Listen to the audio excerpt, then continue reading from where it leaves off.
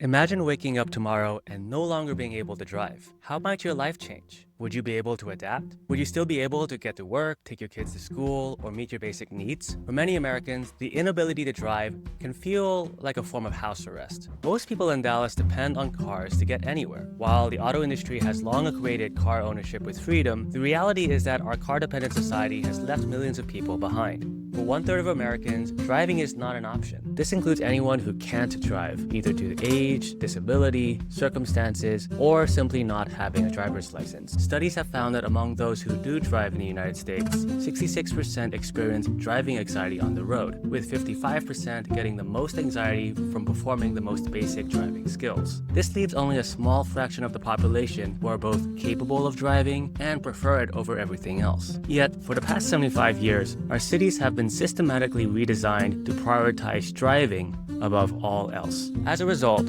large parts of the city remain inaccessible to non-drivers, creating a feedback loop amongst business and civic leaders that reinforces a narrow understanding of our transportation needs. Today, you're invited to join us in walking out the feedback loop. In this video, I'll tell you about Week Without Driving, which officially begins on September 29 and runs through October 5. We'll cover why and how to participate, and I'll introduce you to our new Advent series, 21 Lessons on How to Navigate Dallas Without Driving. Hi, my name is Hexel Colorado. I'm the founder of Dallas Urbanists, a Strong Towns local conversation. We've partnered with Dallas Bicycle Coalition, Better Block, Dallas Area Transit Alliance, and other local advocacy groups to bring you the third annual Week Without Driving, a campaign to help people understand the obstacles and opportunities of life without a car by experiencing it firsthand. It invites residents and city officials to avoid driving and instead try walking, cycling, using public transit for an entire week. This challenge is not really meant to be a pass or fail contest, but rather an opportunity for you to experience and discover practical ideas for making transportation safer and more accessible for everyone. Why join Week Without Driving? A phenomenon that has proven surprisingly consistent for me and for everyone I've spoken with who has transitioned away from car dependence is how our perspective on our communities changed radically once we started walking in our neighborhoods. This shift in perspective happens whether we expect it or not. Zach Crane, a local writer and author of A Pedestrian's Recent History of Dallas, described his experience in an interview, reflecting on how his views changed when he began walking during the pandemic. He said, "As much as I thought I knew my neighborhood, I really had no idea because I had just been seeing it from a car, driving through it or driving somewhere else. You just see it completely differently. But I re-fell in love with my neighborhood because I saw all the beautiful parts of it." Now, if you have already lived here for years, you might be asking, what could I possibly learn just by not driving? Honestly, I don't know. Everybody's different, and there's really only one way to find out.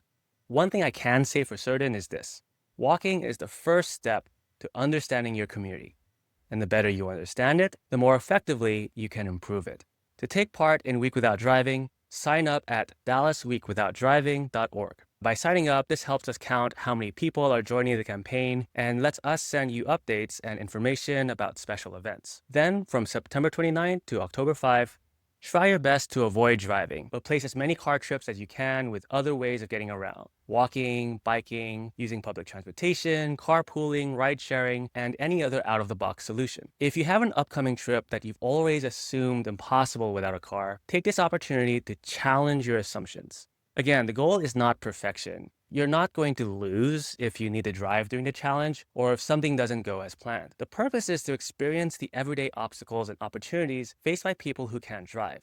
So every new experience, good or bad, is a win. During the challenge, take notes each day about what went well and what was difficult. You'll probably have plenty of both, so I suggest keeping a journal. You can use your phone or a notebook to jot down your thoughts throughout the day. Also, take photos and videos of your experience. If you use social media, share using the hashtag #WeekWithoutDrivingDallas so we can find and share your story. At the end of each day, take a few minutes to reflect on your experience. What went well? These are the strengths your community can support and build upon. In the future, you might need to defend against funding cuts, especially when it's budget season.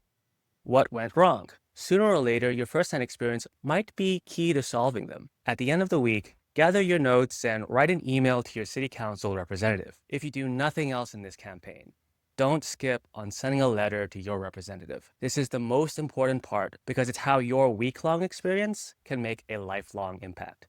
If you want to get some feedback or talk to others or bounce some ideas around before contacting your representative, you can post to our Dallas Urbanists on Reddit. I and other participants will be watching for new posts during the week, so feel free to share your ideas or ask questions there. Now, how do you prepare for a week without driving? I know firsthand that switching from driving to walking, cycling, and public transit, it's a lot easier said than done. I hear from people who say that they seriously considered joining the challenge, but they just weren't sure how to get started. And I completely understand. All of us who learned how to drive, well, that began with months of lessons and practice, and there was a driving exam before we were even allowed to drive alone on the highway. So where's the equivalent when it comes to going car-free?